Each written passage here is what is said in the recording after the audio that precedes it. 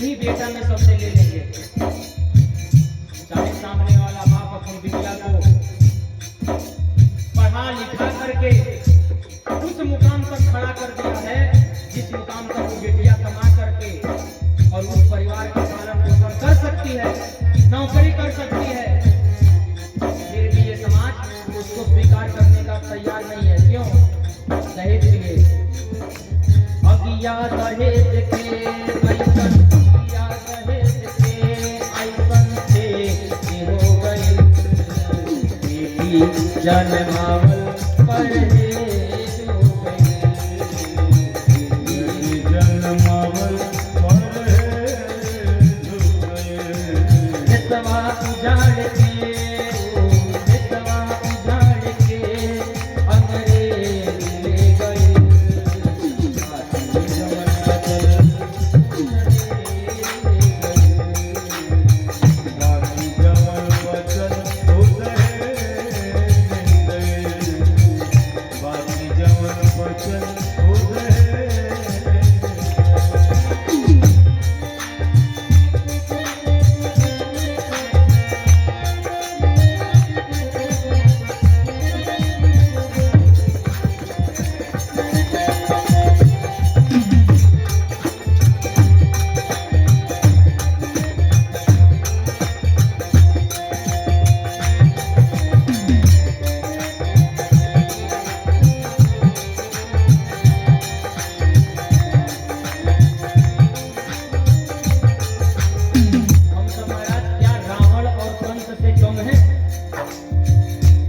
रावण को भगवान राम ने क्यों मारा? क्योंकि स्त्रियों पे अत्याचार किया था। देखिए एक बात आपसे बता दें कि राम कथा तो हम आपको सुना सकते हैं। राम कथा भगवान कब से जन्म लिए और रावण को कब जा करके मारे, ये कथा तो सब लोग जानते हैं, हम भी जानते हैं, आप भी जानते हैं, यहाँ बैठे सब लोग जानते हैं कि भगवान राम ने रावण को क्यों मारा। हनुमान जी लंका में जाकर के क्या क्या किए, काली को क्यों मारा,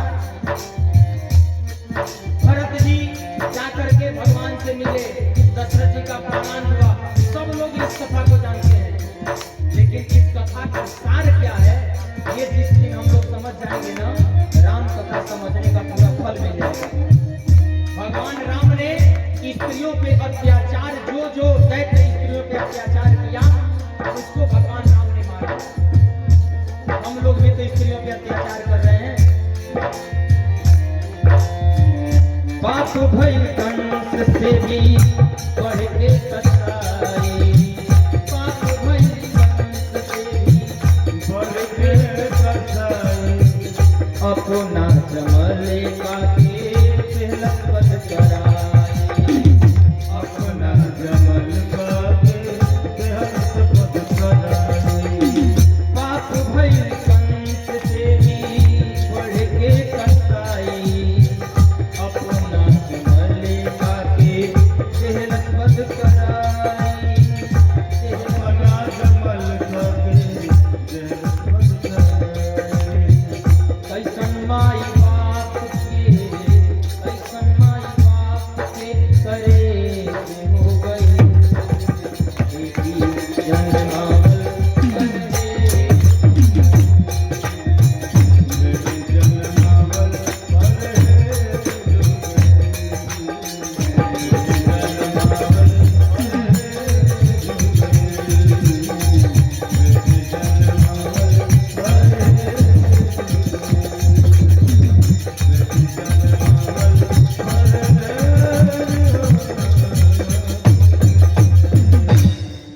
बोल सियावर रामचंद्र भगवान की। भगवान राम ने रावण को इसलिए मारा क्योंकि स्त्रियों के ऊपर अत्याचार कर रहा था, दुराचार कर रहा था, पापाचार कर रहा था। ये बताइए हम लोगों में से कितने लोग ऐसे हैं जिसके मन के अंदर स्त्रियों के प्रति इतना सद्भावना है कि दहेज न लेते हो। हम लोग भी वही काम कर रहे हैं जो कंस करता था, जो रावण करता था, जो शिशुपाल ने किया, जो हिरण्यवाद, जो रुक्मी ने किया। सब लोग वही कार्य कर रहे हैं। जो दैत्यों ने किया। तो भगवान त्रेता में आकर के धर्म की स्थापना किए अत्याचारियों के ऊपर। हम सब कलयुग के मन के अंदर जो रावण बैठा है ना, उसको जिस दिन मार देंगे उसी दिन राम कथा का सार हम सब के मन के अंदर समझ में आ जाएगा। कथा तो सब लोग जानते हैं, कोई ऐसा प्राणी नहीं है जो राम के विषय में न जानता हो। राम जी क्या किए क्या नहीं किए सब लोग जानते हैं। उसी को मैं भी बताऊं, राम कथा हुई क्या, उसका सार क्या है, भगवान राम ने रावण को क्यों मारा, इसका क्या सार निकलता है, ये महत्वपूर्ण है। जानकी जी की विदाई हो रही है, मैया सुनैना गला लग करके रो रही है। जनक जी का आज छाती फट रहा है, एक एक नहीं 4-4 बिटिया की विदाई घर से हो रही है।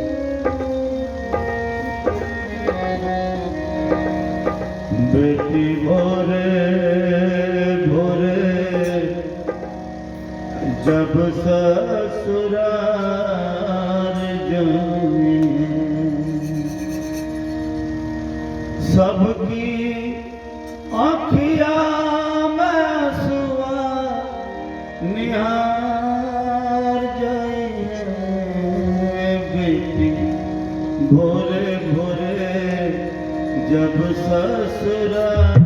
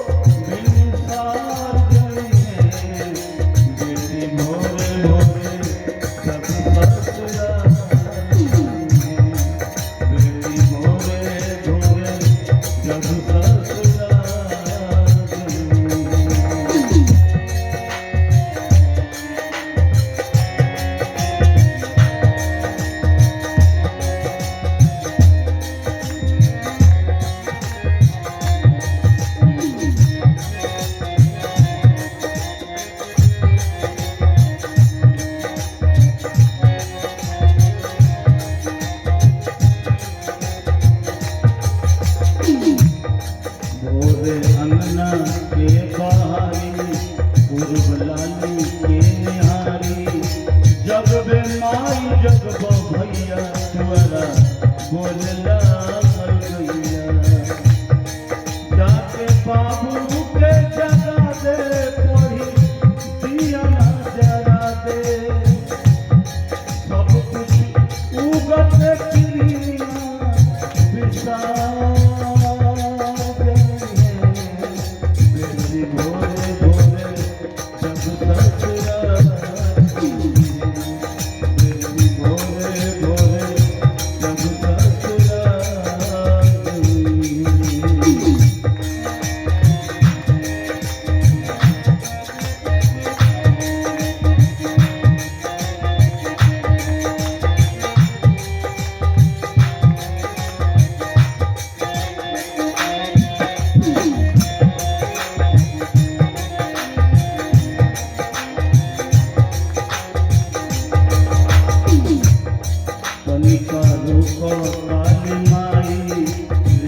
डोली बिन मारी दियो आपन आशीष देती दिए सोई परी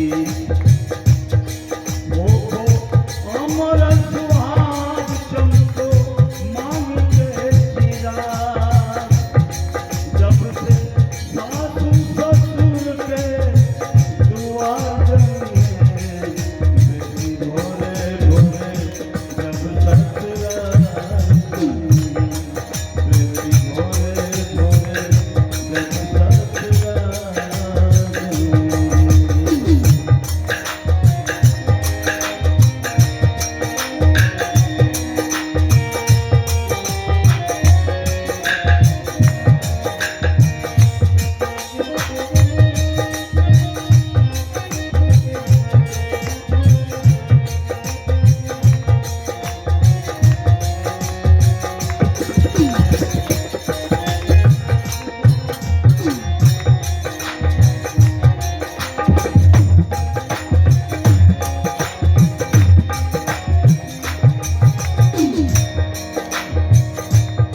जय हो भैया मोर गौआ बोलत होई कोई जकौआ पूछी हो सब कुशलाई कही हो भेजली हमाई देखी हो अखिया में लोर कही हो दुनू हाथ जोड़ हमनी के सुधिया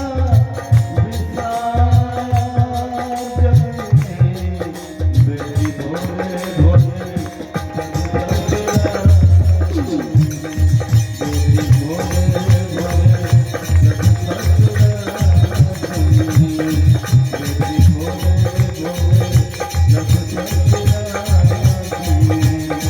सबकी अखिया में आंसुआ बेटी भोरे भोरे बेटी भोरे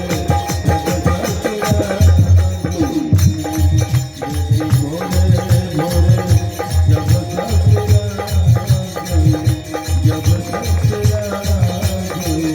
जब बोलिए सियावर रामचंद्र भगवान की। दिव्य उपदेश राजा जनक ने मैया सुनैना ने दिया माता किशोरी जी को, जानकी जी के साथ में सभी बहनों को ये उपदेश दिया कि बेटी जब ससुराल में जाना तो सबसे बाद में खाना, सास ससुर की आज्ञा का पालन करना। आज से तुम्हारे माता पिता हम नहीं, आपके माता पिता आपके सास ससुर हैं। और यही उपदेश हम सबको भी अपनी बच्ची को देना चाहिए। जब बिटिया जब ससुराल जाए तो यही उपदेश देना चाहिए। लेकिन आजकल जानते हैं महाराज क्या होता है, एक बगल से फोन दे देती है, ले जाओ बेटी। अब कोई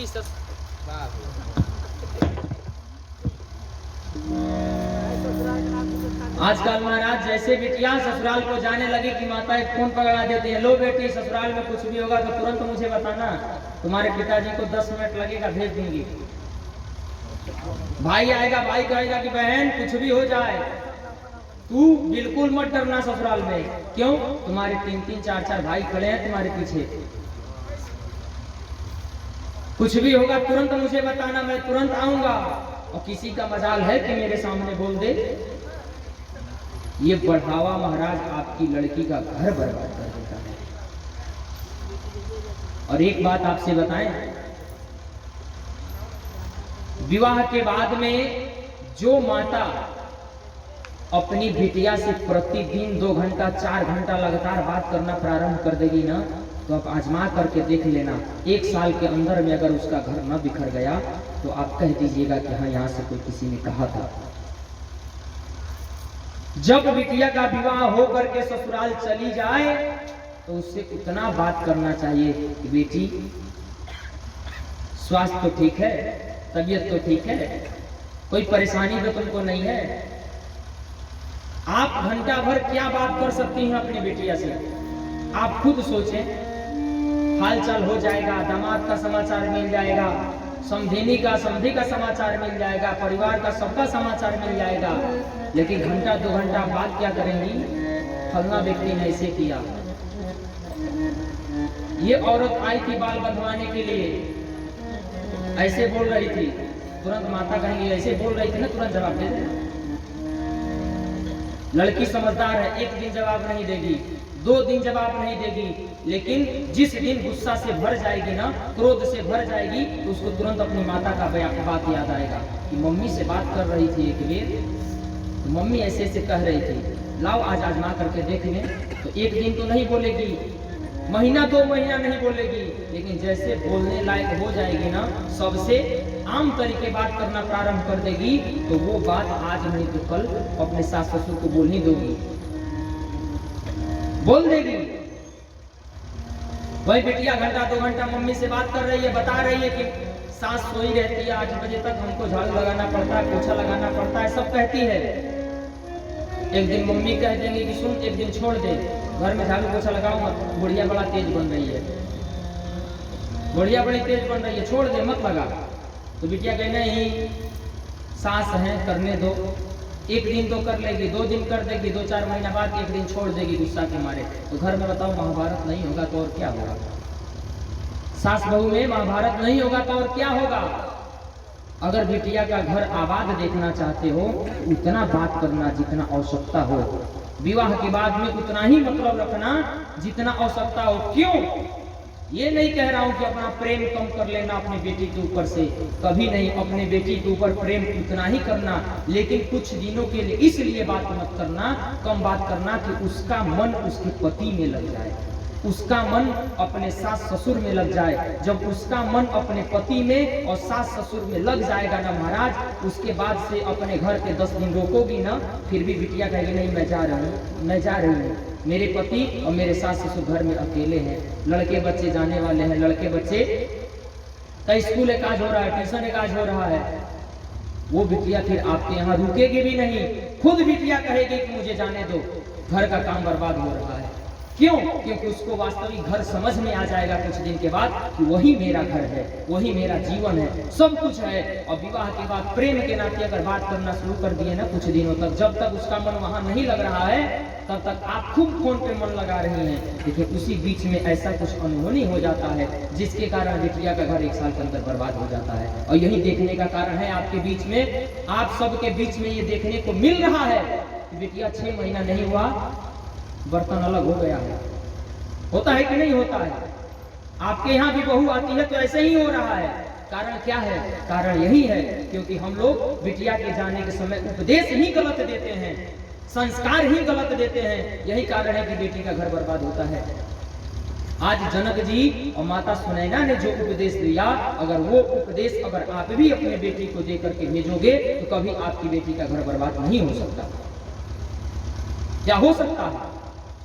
कभी नहीं हो सकता। अगर अपनी बेटी को भी बताओगे कि बेटी यहाँ से जाने के बाद तुम्हारे माता पिता मैं नहीं, तुम्हारे सास ससुर ही तुम्हारे माता पिता हैं, और उनके अलावा कोई काम में नहीं आएगा महाराज। बेटी क्रोध के मारे पति से झगड़ा करके आ जाती है ना, 1 साल बाद पड़ोसी सब कहते हैं तलाक दे दो, छोड़ दो, लेकिन जिस दिन 2-4 साल बीत जाता है, खूब स्त्री प्रयास करेगी, जब बुढ़ापा आता है ना तो बैठ करके खुद रोती है, इस समाज के चक्कर में अपने पति से क्यों झगड़ा कर लिया। सोच करके देखना, जिस स्त्री का घर टूटा होगा ना, उससे एक बार जा करके राय ले लेना कि क्या तुम्हारा घर टूटने के बारे में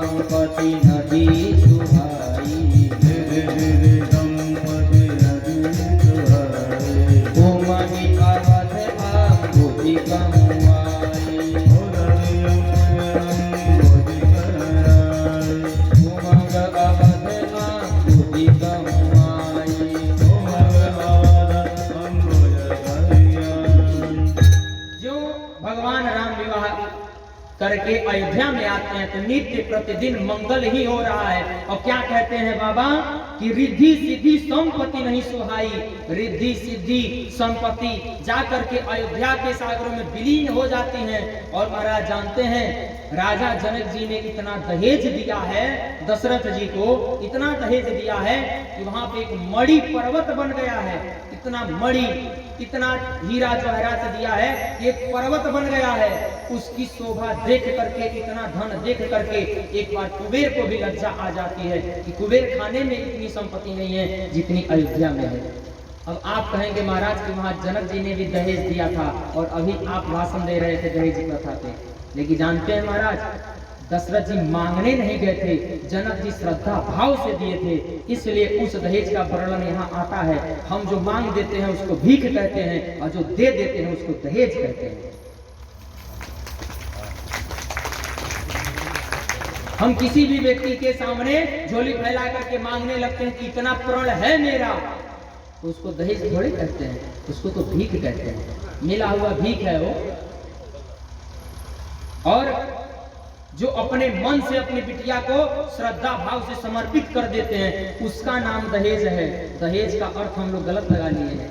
इसी से कहते हैं ना कि समधि, अपने बराबर की बुद्धि रखोगे तो समधि कहलाओगे, नहीं तो केवल समधि से अर्थ की कामना रखोगे तो समधि का अर्थ नहीं समझ में आएगा कभी।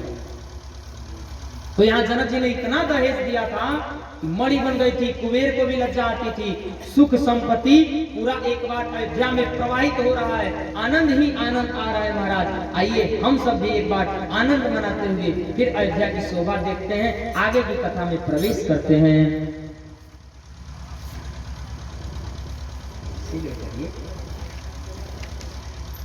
अब सौंप दिया इस जीवन का, भगवान के सामने एक ही चीज प्रण लगाइए, अब सौंप दिया इस जीवन का सब भार तुम्हारे हाथों में, अब सौंप दिया इस जीवन का सब भार तुम्हारे हाथों में, अब सौंप दिया इस जीवन का सब भार तुम्हारे हाथों में, अब सौंप दिया।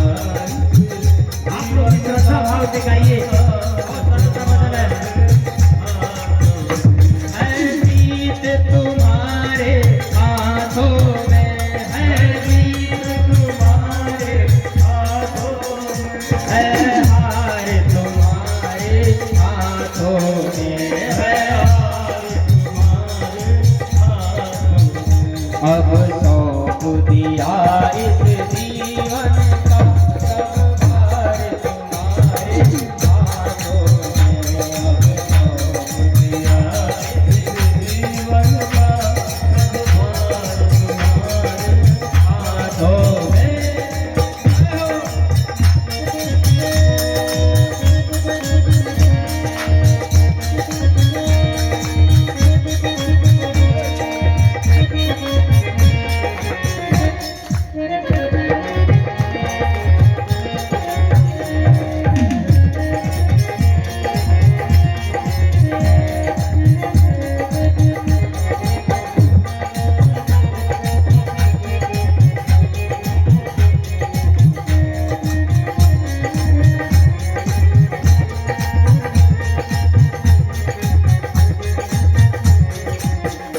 मेरा निश्चय है बस एक यही, मेरा निश्चय है बस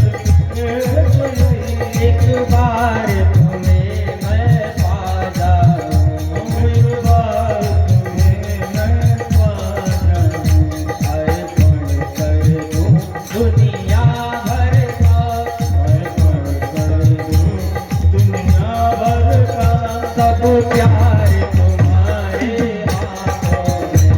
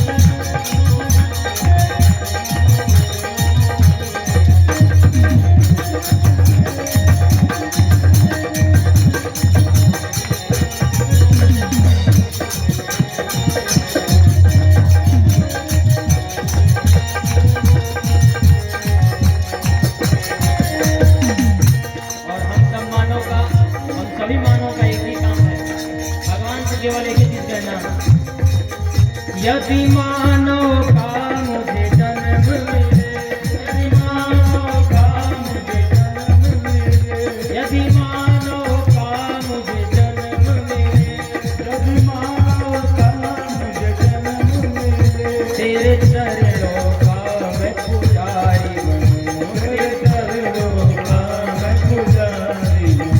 इस पूजा की एक एक रखता, पूजा की एक रखता, हो तार तुम्हारे हाथों में। अब सौंप दिया इस जीवन का सब भार तुम्हारे हाथों में।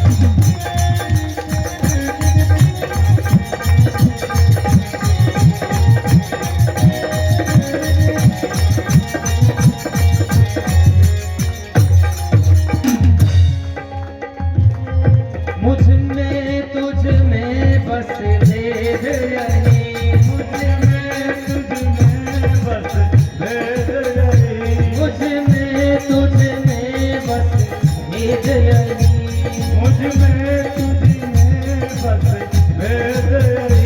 मैं नर हूँ तुम नारायण हो, मैं नर हूँ तुम नारायण हो, मैं हूँ संसार के हाथों में, मैं हूँ संसार के हाथों में। संसार तुम्हारे हाथों में। अब